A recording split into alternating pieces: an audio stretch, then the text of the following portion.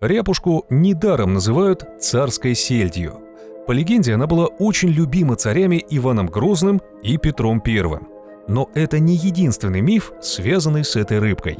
Один из исследователей карельской культуры записал историю, которую рассказывали жители исчезнувшей деревни Ювелакша. В ней говорилось о женщине, которая случайно сняла большую рыбу из чужой ловушки. У местных рыбаков это считалось проступком. Духи могли разгневаться и наказать того, кто присвоил чужое. Но люди, сидевшие в лодке с женщиной, убедили ее, что не стоит отпускать такой крупный экземпляр.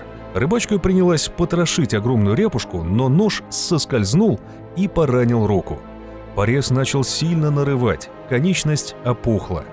Это так сильно напугало карелку, что она словно обезумела и все время повторяла одно: «Я взяла чужую рыбу». Родственники несчастной обратились к одному из самых известных колдунов и знахарей в округе. Тот вылечил рыбачку 3 раза, неожиданно толкнув ее в родник с ледяной водой. Карелка полностью поправилась и с тех пор никогда не брала чужую рыбу. Ряпушка – это небольшая пресноводная рыба семейства сиговых, такой же младший родственник муксуна, как и пыжьян. Образ жизни и питания у них примерно одинаков. По питательным свойствам немного уступает более старшим братьям, а также корюшке, которая жирнее и обитает примерно там же, где европейская ряпушка. Европейский вид ряпушки водится в прохладных водах Онежского, Плещеева, Псковского, Белого и Ладожского озер, а еще в Балтийском море и Финском заливе. В зависимости от места жительства меняются размеры и внешний вид рыбы, поэтому ряпушки бывают европейские, сибирские, беломорские. Сибирская ряпушка обитает в низовьях реки Оби, где впадают реки Щучья и Собь. А еще выше по течению реки Сыни, недалеко от Салихарда, распространен другой вид – тугун или сосвинская селедка. Ряпушки любят холодные чистые водоемы с песчаным дном и не очень быстрым течением. Обитают они в основном на глубине, хотя время от времени собираются в стаи и бродят вдоль заливов в поисках пищи. Едят они дафний, циклопов и другой зоопланктон. Но и сами ряпушки могут стать добычей хищных рыб и водоплавающих птиц. У ряпушки обтекаемое тело немного сплющено с обеих сторон. Серебристая чешуя и полупрозрачные плавники. Сибирский подвид самый крупный. Он дорастает до 40 см в длину и может весить до 1 кг. В среднем же длина рыбы 20 см, а вес 100 грамм. Многие путают ряпушку с сельдью, и действительно, раньше она имела название царская селедка благодаря своим питательным свойствам. В среднем ряпушки живут около 6-8 лет, хотя самые осторожные могут достигать 15-летнего возраста.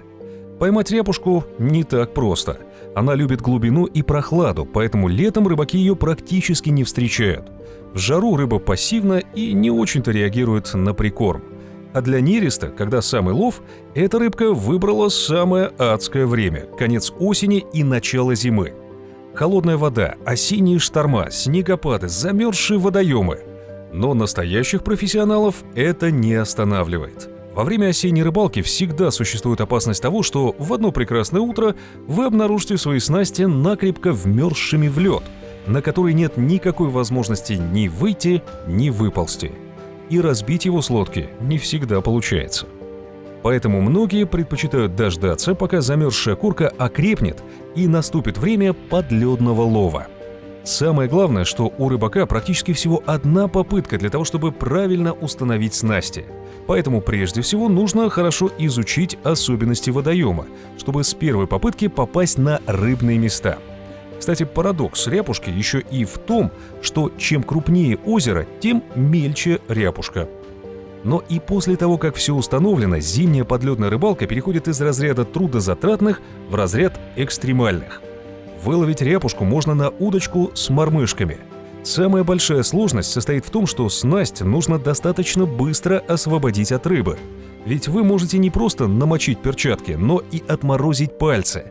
Так что лучше развести поблизости костер и иметь под рукой ветошь, чтобы вовремя согреть и вытереть руки.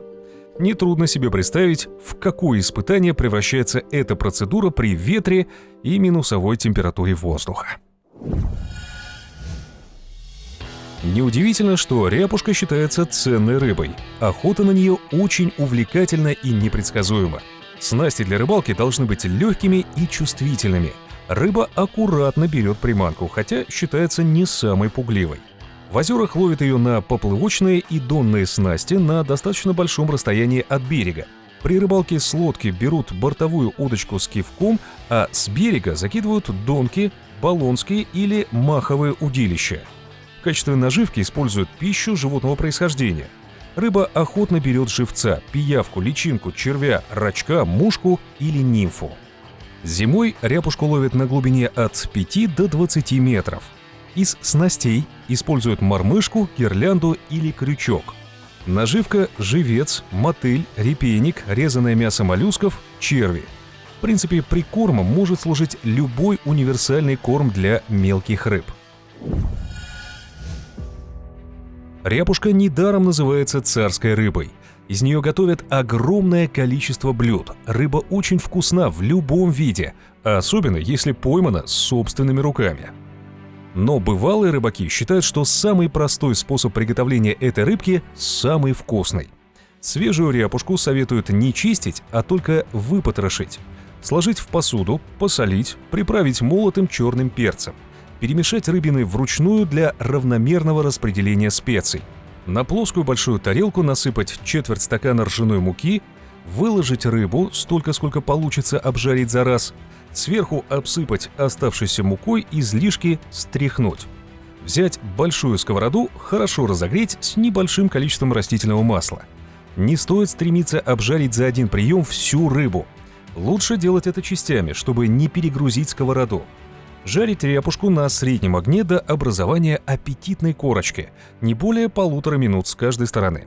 Мясо ряпушки очень полезно. Оно насыщает организм фтором, хромом, омега-3 жирными кислотами, белком, кальцием, магнием.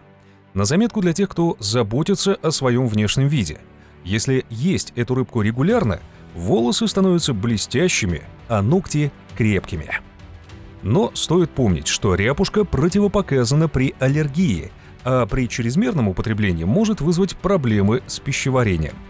Любопытный факт. Именно эта копченая рыба изображена на гербе Переяславля-Залесского, а в Плещеевом озере водится переяславская ряпушка, занесенная в Красную книгу. А если ты хочешь узнать еще больше интересного о разных рыбах, секретах лова и удивительных историях, связанных с подводной охотой, обязательно подпишись на наш канал и активируй колокольчик, чтобы ничего не пропустить. Кстати, ждем ваши истории о рыбалке в комментариях. А с вами, как всегда, был канал Ямал Медиа. До новых встреч!